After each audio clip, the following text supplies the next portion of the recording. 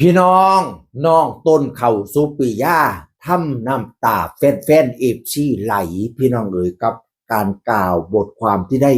ซึ้งกินใจมากพี่น้องกับสิ่งที่เราอัดอั้นตันใจมาโดนเติบพี่น้องเอ๋ยเออจากการที่ถูกด่ามาเรื่องต่างๆเนาะโอ้ยผู้น้อยหนึ่งผู้นั้นกะว่าพร้อมนี่น้อยหนึ่งผู้นี้กะว่าพร้อมนั่นกับเด็กน้อยเพียงอายุ13 ปีที่ทนรับดราม่าได้ขนาดนี้พี่น้องเอ๋ย เออน้องต้นเขานี่ดังมาจากด่วนเพ่งซิ่งพุ่นเซม68 สมัยอยู่ในครอบครัวที่ฐานะยากจนพี่น้องเอ๋ยต้องไปร้องเพลงเปิดหมวกเพื่อมาดูแลคุณย่าดูแลครอบครัวก็ต่อไปบัดนี้ก็มาเขารายการด่วนเพ่งซิ่งพุ่นบัดนี้ก็ดังมีชื่อเสียงโด่งดังเป็นการจุดประกายของลูกทุ่งภาคกลางให้กระหึ่มขึ้นมาอีกรอบไม่เคยมีมานานเติบแล้วที่ว่าลูกทุ่งไปปิดวิกอยู่ภาคกลางแล้วสังกะสีแตกสังกะสีเงะเนี่ยน้องต้นเขานี่ละเป็นผู้จุดปัทุจุดประกายความดังของลูกทุ่งในเขตภาคกลางพี่น้องเอ๋ยดังหลายกะเกิดกระแสดราม่าหลายบัดนี้พี่น้องเอ๋ยแล้วเว้าดีแล้วบอกว่าเขื่อนต้องแข็งแรงขนาดไหนที่ต้องรับมวลน้ำจำนวนมากๆได้ที่สามารถที่จะรับมวลน้ำจำนวนมากๆได้เขื่อนมันต้องแข็งแรงขนาดใดพะนะว่านั่นนะคือกันกับน้องต้นเขานี่ล่ะเด็กแค่13 ปีอยู่แค่มหนึ่งต้องเฮ็ดจิตใจให้เข้มแข็งขนาดใดสิต้องผ่านเรื่องต่างๆเรื่องดราม่าหลายๆทุกสิ่งทุกอย่างเข้ามาในชีวิตต้องทำตนให้มีจิตใจเข้มแข็งขนาดใดหนูบ่ฮู้ดอกว่าเด็กน้อยอายุ13ซ้ำหนูเนี่ยเขาสิเจออีหยังคือหนูบ่ฮู้ดอกแต่หนูน่ะเจอมาหลายเรื่องพี่น้องพะนะว่าน่ะอยากจะพูดสักหมื่นล้านคำออกมาอยากจะระบายแต่หนูก็ไม่พูดหนูเลือกที่จะเก็บไว้พะนะว่านั่นน่ะหนูจะทำหน้าที่ของหมูคือร้องเพลงขับกล่อมแฟนเพลงแล้วบัดนี้นี่ก็สิ่งที่หนูอยากจะพูดคืออยากขอบคุณพ่อแม่ที่รักที่ยังเอ็นดูหนูพะนะดาเทิงเว้าเทิงสิปาดน้ำตาพี่น้องเอ่ยแล้วก็ฝากบทเพลงให้กับพี่น้องชลบุรีแล้วกล่าวอยู่ชลบุรีเสียฟังจักหน่อยพี่น้องก่อนจะจากกันไปในค่ำคืนนี้นะชลบุรีไม่รู้จะมีโอกาสได้มาอีกเมื่อไหร่นะคะขออนุญาตพูดสักนิดนึงเขื่อนค่ะพ่อแม่เขื่อนกั้นน้ำเนี่ยพ่อแม่ว่าเขื่อนเนี่ย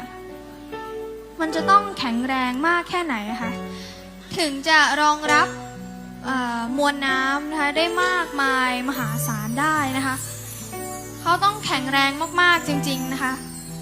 แล้วเด็กม.1 แบบหนูนะคะเนี่ย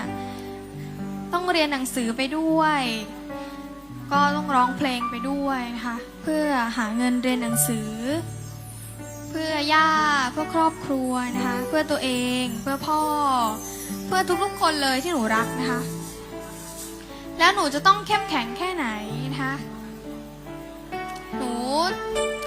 ก็เจอเรื่องราวเขาเรียกว่าไงดีคะจะพูดว่าไงเรื่องราวมาแบบว่าค่อนข้างหนักหน่วงนะคะแล้วก็ค่อนข้างเยอะเลยซึ่งหนูคิดว่าเด็กม.1 คนอื่นนะคะก็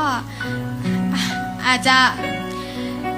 จะมีโอกาสได้พบเจอแบบหนูหรือเปล่าหนูไม่รู้นะคะแต่ว่าหนูเนี่ยได้เจอประสบการณ์ได้มีประสบการณ์เรื่องราวต่างๆเยอะแยะไปหมดเลยนะคะหนูก็ไม่ได้คิดเลยเรื่องพวกนี้ว่ามันจะมีเรื่องแบบเศร้าๆในชีวิตขนาดนี้นะคะก็หนักหน่วงพอสมควรนะคะก็มี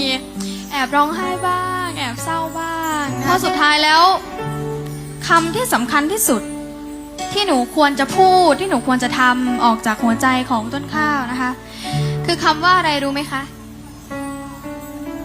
หนูขอบคุณแฟนเพลงต้นข้าวทุกคนค่ะขอบคุณค่ะโอ้ยมาตัดลิตนแต่เนาะอีหล่าคำแพงก่อนเท่าแข็งเลยเนาะเฮ้ยเด็กน้อยอายุ13 ปีต้องสู้กับดราม่าต่างๆนาคือเขาเจ้าว่าความนั้นความนี้แม่นข่อยเฒ่าจนหัวงอกปะเนี่ย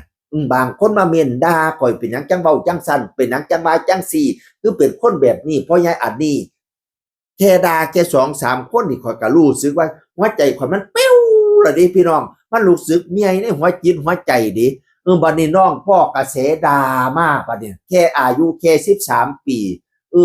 สิเข้มแข็งขนาดไหนจังยืนหยัดอยู่บนเวทีจังยืนหยัดอยู่บนชีวิตนั่นได้สิต้องเป็นผู้เข้มแข็งหลายเติบดิโอ้ยเป็นกำลังใจให้เด้ออีหล่าเด้อสู้ๆเด้อดูแลครอบครัวดูแลญาดูแลพ่อเป็นเด็กน้อยกตัญญูกตเวทีความดีนี่ล่ะสิเป็นปราการป้องกันสิ่งบ่ดีทั้งหลายสิ่งซัวๆเลวๆหลายๆทั้งหลายก็สิบ่ให้เข้ามาความดีนี่ล่ะสิเป็นยันปกป้องตัวอีหล่าเอ่ยเป็นกำ